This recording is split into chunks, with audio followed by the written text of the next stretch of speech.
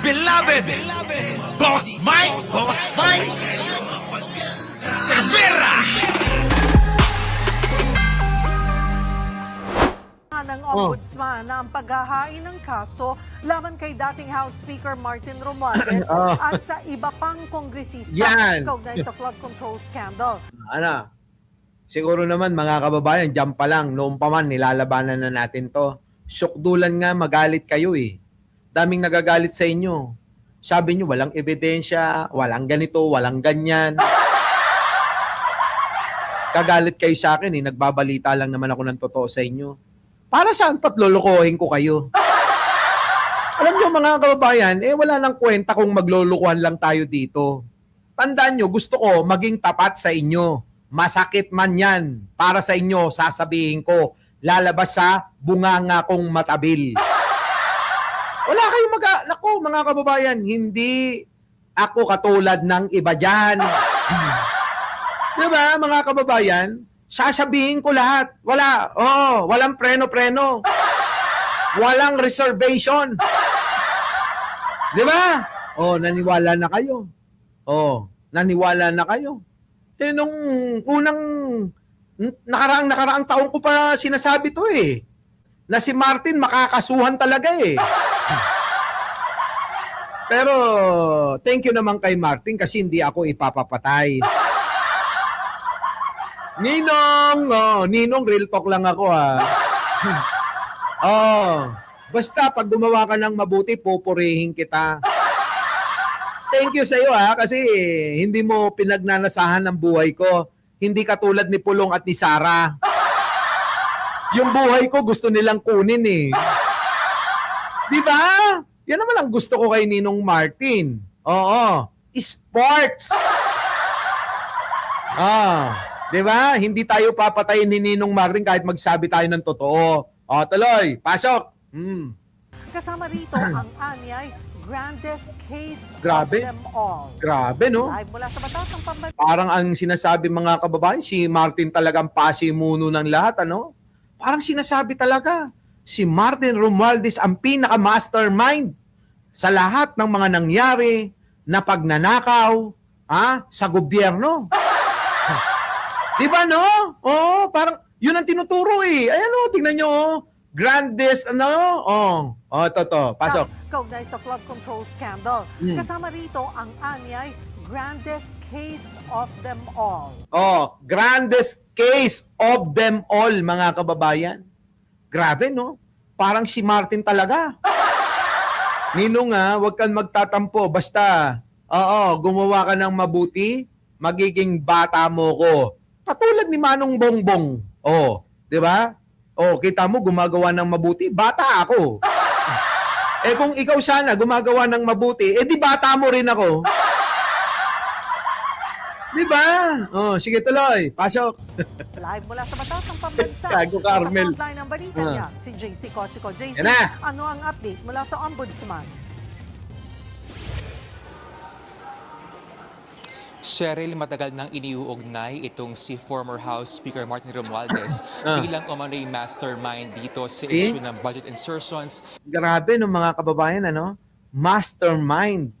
Sino si Martin Romualdez? Grabe. Diba? Tuloy. In relation dito sa flood control scandal at kanina, ay ayon po sa Office of the Ombudsman ay inihahanda na ang kaso laban sa kanya. Nako. July noong nakaraang taon ay pumutok ang issue kaugnay sa flood control sa bansa. Grabe. Ilang opisyal ng DPWH ang natanggal sa pwesto. May mga kaanak ng mga government contractor na nabash online ang alegasyon na may mga opisyal na tumatanggap ng milyon-milyong piso bilang kickback. Ang Office of the Ombudsman itinuturong mastermind sa kontrobersya si former House Speaker Martin Romualdez. Tangina, mga kababayan, malungkot na balita, mga kababayan. Alam nyo mga kababayan, akala nyo ba natutuwa ako? Hindi ako natutuwa. Nasangkot si Martin Romualdez. Promise. Baka akala kasi ng iba natutuwa ako eh. Hindi ho. Nalulungkot po ako kasi pinsan nga po ni Pangulong Bongbong. Totoo po yan, mga kababayan. Nalulungkot po ako pero ano magagawa natin? Kung siya ang tinuturo ng mga ebidensya. Ano magagawa natin doon? Sige nga ho. Isipin nyo maigi. Anong magagawa natin kung siya talaga yung tinutumbok? Hindi po siya ay kasangkapan dito. Ang dinadala ng ebidensya, yung mastermind siya. 'Di ba, mga kababayan? Mastermind eh. Ang tumbok niya eh. 'Di ba? Jing Martin, Marian Tomas. Dores Osami Sanchez. Ang magagawa natin diyan, Legaspi. Benji Bernardo. Wala na. Ano pa magagawa natin diyan, 'di ba? Wag kasi tumawa. Gusto mo umiyak ako? Wala talaga tinuturo talaga mastermind daw eh. Ombudsman, itinuturong mastermind sa kontrobersya si former House Speaker Martin Romualdez. Ngayong araw, kinumpirma po ni Ombudsman Boying Remulla na inihahanda na ang kaso kaugnay nito. Narito ang kanyang pahayag. Nandiyan na yan. Meron lang kaming dalawa pang kasong inahanda. Yan. Tungkol dyan, meron kaming isa pang money laundering case na mabigat. Nako. At of course, yung Isa pang money laundering na mabigat daw na nadiskubre daw. Si si Boying Remulla. Mabigat yung kay Martin, sabi ni Teresita Tan. Ayan nabi ko. Natatawa tuloy ako sa inyo. Nandito kagad sinabi lalo na pag dumating pa si Jay Sales tsaka si Jojo Chavez. Love ko yan. Love na love ko talaga yan si Martin. Promise. Akala nyo ba yung masaya ako na nasasangkot siya sa jangkawan? Hindi ho. Nalulungkot ako. Sa totoo. Nalulungkot ako. Mahal ko yan. Dahil, kita nyo, kahit na binabanatan natin si Ninong Martin hindi tayo pinag-isipan na ipapatay.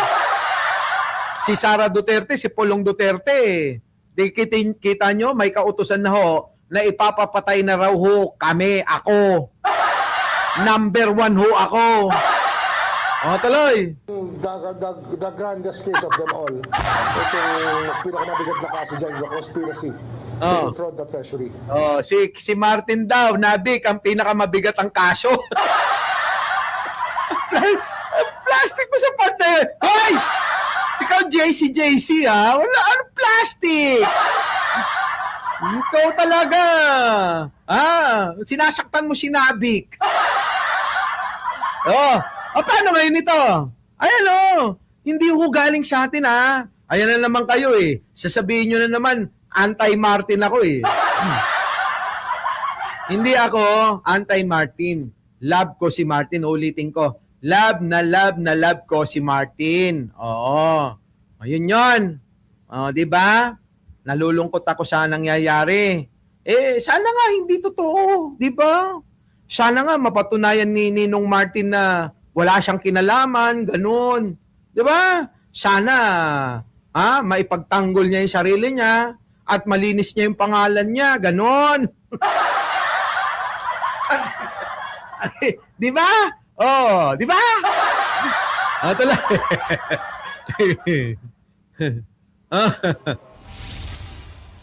Kinumpirma ni Remulla na may ilang kongresista na dawit sa reklamo pero wag daw munang pag-usapan yan. Ayon pa kay Remulla, patuloy pa silang kumakalat ng mga ebidensya at wala pang timeline kaugnay po rito.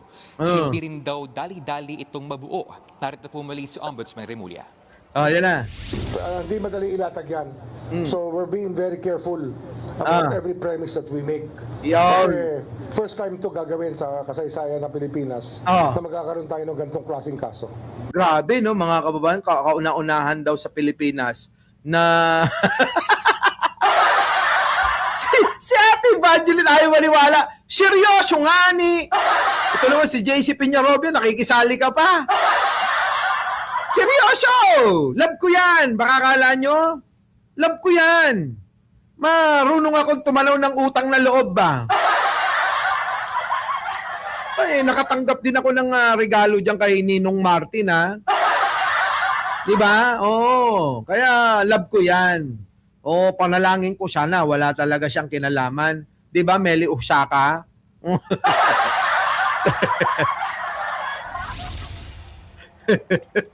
Wala pang reaksyon si Romualdez kaugnay sa pahayag ng ombudsman. Dati nang itinanggi ni Romualdez ang mga paratang. Anya, wala naman sa kontrol lang ng House Speaker ang proseso kaugnay sa national budget. Sana, Diyos ko, sana walang kasalanan si Martin. Lord, sana nagkakamali lang si Boying.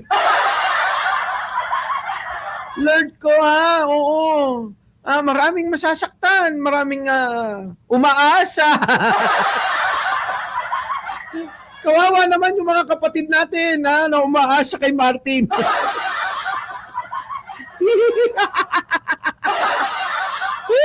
Ewan ko. Diyos ko.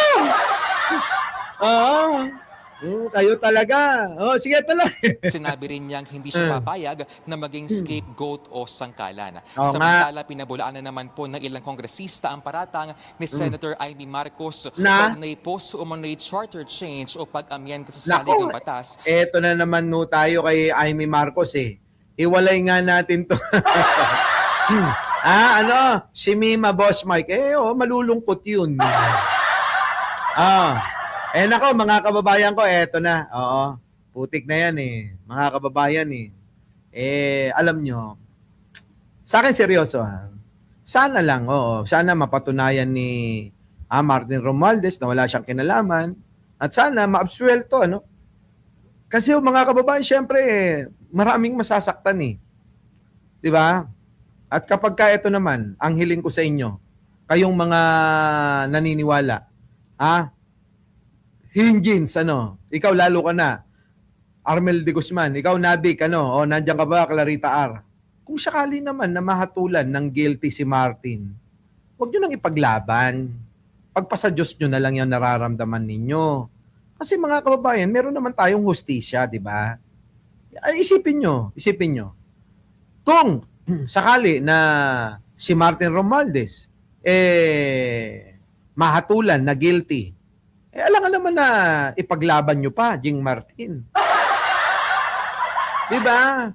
Ang tanging magagawa na lang natin, magdasal. Diba? Magdasal, ipagdasal natin si Martin Romualdez na maalpasan niya itong kinakaharap niya na kontrobersya. At sana nagkakamali ang mga nakalap na ebidensya laban sa kanya. Ganon, ganon! Di ba na?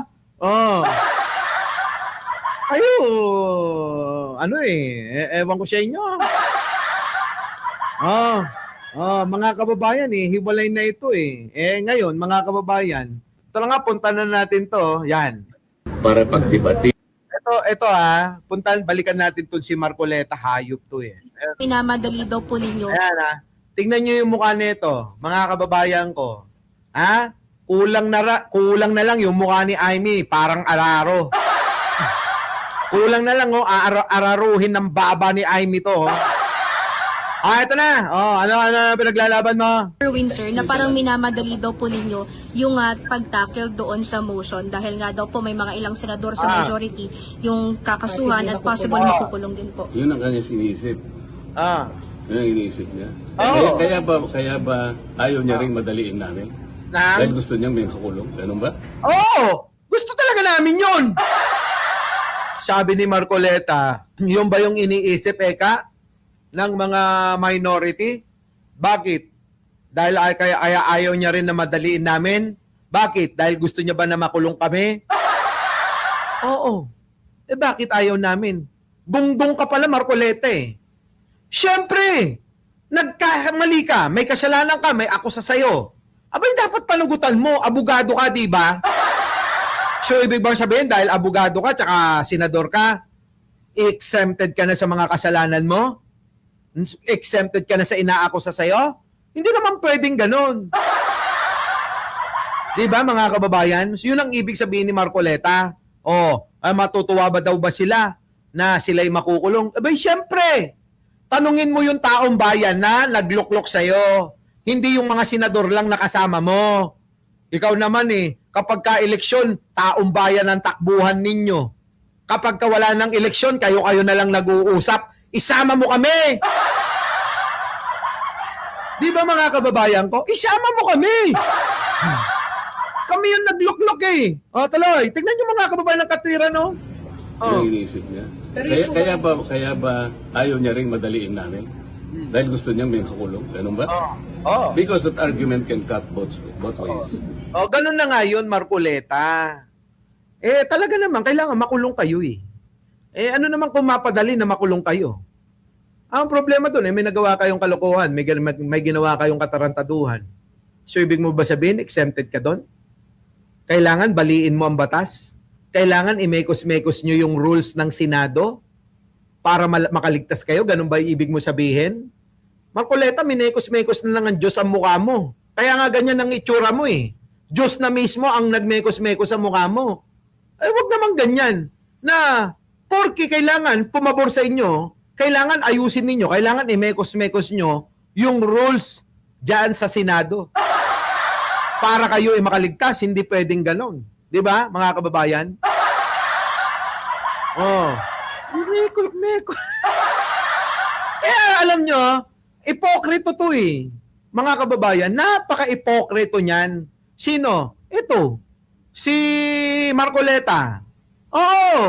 Sana nga, makulong tong hayop na to Mga kababayan, dapat lang at sana makulong ito. Bakit? Tingnan nyo mga kababayan, katarantaduhan niya, no? Bakit ka mag-walk out? Ayan. Panoorin natin. Ano sabi rito? Binoto po kami para pagdebatihin ang lahat ng bagay. Bakit ka mag-walk out? Kita nyo? Binoto daw sila para pagdebatihan ang lahat ng bagay dyan sa Senado. Bakit daw magwo-walk out? Bakit ka mag-walk out? Yung mandato bang pinigay sa iyo ng bayan, hindi importante sa'yo? Kita nyo, tignan nyo mga kababayan. Gawain niya yung mag-walk out. Diba napaka-ipokrito ng matandang ito? Ang pangit na ng mukha nito, pangit pa ang ugali. Kita nyo mga kababayan. Sabi niya, bakit ka mag-walk out? Bakit ka mag-walk out? Di ba gawain mo rin yan, tanga? Ikaw ang may gawain yan. Yung mag-walk out. Bugok ang putang inang yan, Senator, Nag-walk out. you want to Diba? interject? Alis ka, frustrated ka, wala kang sagot na nakuha. Diba? Ano sabi ni Loren Ligarda? Bakit ka nag-walk out? Frustrated ka, wala kang sagot na nakuha. Yan ang sinasabi ko sa inyo na napaka-ipokrito. Ano ngayon ang karapatan mo na hingiin yung pinagdamot mo naman? Bakit ngayon gusto mo na makuha yung hindi mo naman binigay sa kanila? Marcoleta, makinig ka. Huwag kang ipokrito. Dahil lahat ngayon naka-record sa social media. Madali hanapin at madali na ikumpara kung ano ka noon at ano ka ngayon. Paano ka? Diba? Yan ang problema sa inyo. Isa lang naman Alam nyo kung ano? Isa lang naman ang gusto nila rito. Ang gusto nila mailigtas nila si Sara Duterte. Yun lang po yan. Wala na pong iba. Gusto nila mailigtas si Sara Duterte. Yun lang ang main goal nila. Kaya sabi nga ni Atty. Claire, ganito. Tingin sa ating pagkakaintindi rito, ito ay para matakpan, matabunan ang totoong issue. Nalalapit na po yung impeachment trial. Yan. So alam naman natin kung ano yung gusto ni Senator Amy pagdating sa impeachment trial. Wala pang trial pero parang meron na siyang judgment. Lahat sila, pati si Marcoleta. Atty. Claire. And at the same time, para mapagtakpan kung ano nangyari talaga sa Senado. Yung papaano pa naitakas o nailabas si Senator Robin Padilla, si Senator Bato. Meron tayong batas patungkol sa susunod na eleksyon, 2028. So, nakakasiguro tayo na ang Pangulo ay susunod sa batas. Correct. Ang tanungin nyo, kung si Senator Amy ba ay nakakasiguro na ang kanyang sinasabi ay totoo. Fake news nga ni.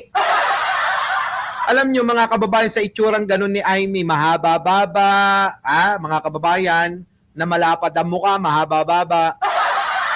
Mga kababayan, ganyan ang mukha ng walang gagawing mabuti.